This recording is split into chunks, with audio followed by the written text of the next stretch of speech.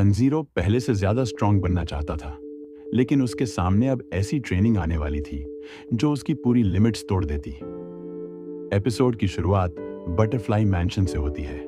वहां की छोटी लड़कियां तंजीरो से पूछती हैं, क्या तुम लोग जल्दी नए मिशन पर जाने वाले हो? तंजीरो मुस्कुराकर कहता है, हाँ, लेकिन उससे पहले हमें और स्ट्रांग बनना होगा। तभी वहां आओई आती है और सबको मेडिसिन देती है। जेनित्सु तुरंत घबरा जाता है और चिल्लाने लगता है, मैं ये दवाई नहीं पीऊंगा, ये बहुत कड़वी है। लेकिन आओई गुस्से में कहती है, अगर दवाई नहीं पियोगे तो तुम्हारे हाथ पैर हमेशा ऐसे ही रह जाएंगे। ये सुनते ही जेनित्सु डर के मारे तुरंत दवाई पी लेता है। फिर जेनित्सु माउंट नातागुमो मिशन की बातें याद करने लगता है। वो रोते हुए कहता है, मुझे हाशिरा मीटिंग में बुलाया गया था, सब लोग इतने डरावने थे। वो बताता है कि हाशिराज उनसे बार बार पूछ रहे थे कि उन्हें ट्रेन किसने किया।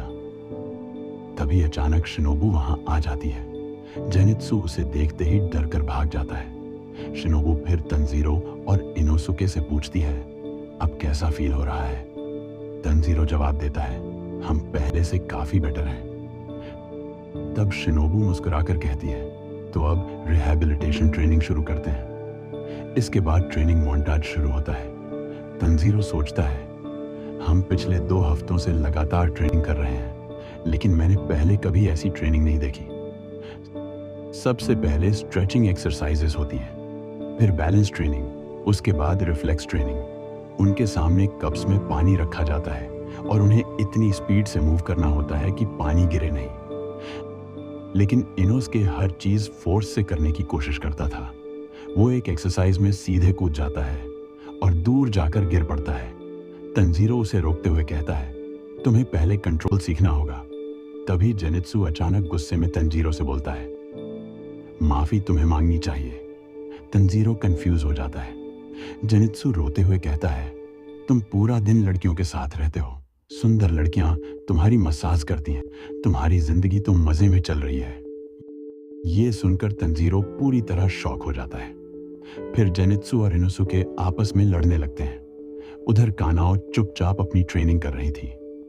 उसकी स्पीड अब भी सबसे ज्यादा थी। तभी स्पेशल रिफ्लेक्स गेम शुरू होता है। इस गेम में कानाओ को पकड़ना था। जेनित्सु पहली ही कोशिश में फेल हो जाता है। इनोसुके भी हार जाता है, लेकिन तंजीरो धीरे धीरे कानाओ की मूवमेंट्स समझने लगता है। कुछ दिनों बाद जेनित्सु और इनोसुके ट्रेनिंग छोड़ देते हैं। उन्हें लगता था कि यह इम्पॉसिबल है, लेकिन तंजीरो हार नहीं मानता। हर रात वो अकेले प्रैक्टिस करता रहता था। तभी मैंशन की छोटी लड़कियां उससे पूछती हैं, क्या तुम हमेशा टोटल कंसंट्रेशन ब्रीथिंग यूज करते हो? तंजीरो शॉक होकर पूछता है, क्या हाशिरा लोग हर समय ऐसा करते हैं? लड़कियां बताती हैं कि स्ट्रॉन्ग डीमन स्लेयर्स हमेशा टोटल कंसंट्रेशन ब्रीदिंग एक्टिव रखते हैं। ये सुनकर तंजीरो समझ जाता है कि इसी वजह से हाशिराज इतने पावरफुल हैं। अब वो दिन रात उसी टेक्निक की प्रैक्टिस शुरू कर देता है, लेकिन शुरुआत में उसकी हालत बहुत खराब हो जाती है। उसका सीना दर्द करने लगता है, कानों में आवाजें आने लगती हैं और उसे लगता है कि उसकी बॉडी फट जाएगी। फिर भी वो रुकता नहीं।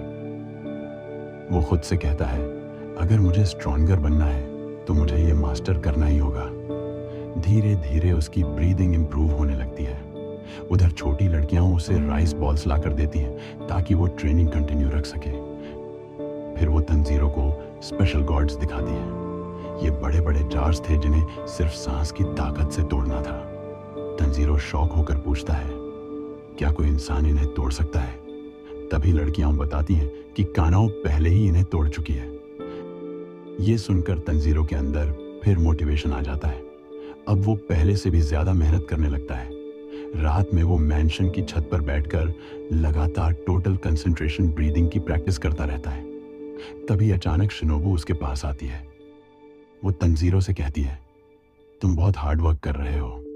तंजीरो जवाब देता है, एक बार मैं इसे मास्टर कर लूं, फिर मैं जेनित्सु और इनोसुके को भी सिखाऊंगा। ये सुनकर शिनोबू हल्का मुस्कुराती है। फिर वो तंजीरो से अपने ड्रीम के बारे में बात करती है।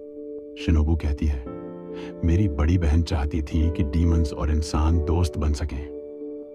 तंजीरो नोटिस करता है कि शिनोबू हमेशा स्माइल करती है, लेकिन उसके अंदर बहुत गुस्सा छुपा हुआ है। तब तंजीरो उससे पूछता है, क्या आप हमेशा गुस्से में रहती हैं? यह सुनकर शिनोबू कुछ पल के लिए चुप हो जाती है। फिर वो बताती है कि डीमंस ने उसकी बड़ी बहन को मार दिया था। वो कहती है, जब भी मैं किसी इंसान को डीमंस की वजह से रोते हुए देखती हूँ, मेरा गुस्सा और बढ़ जाता है। लेकिन उसकी बहन हमेशा चाहती थी कि डीमंस और इंसान एक दूसरे को समझें। फिर शिनोबू तंजीरो से कहती है, तुम शायद वो कर सको जो मैं नहीं कर पाई। इसके बाद वो वहां से चली जाती है। तंजीरो आसमान की तरफ देखता है और खुद से कहता है, मैं नेजुको को जरूर इंसान बनाऊंगा। एपिसोड ये यहीं खत्म हो जाता है।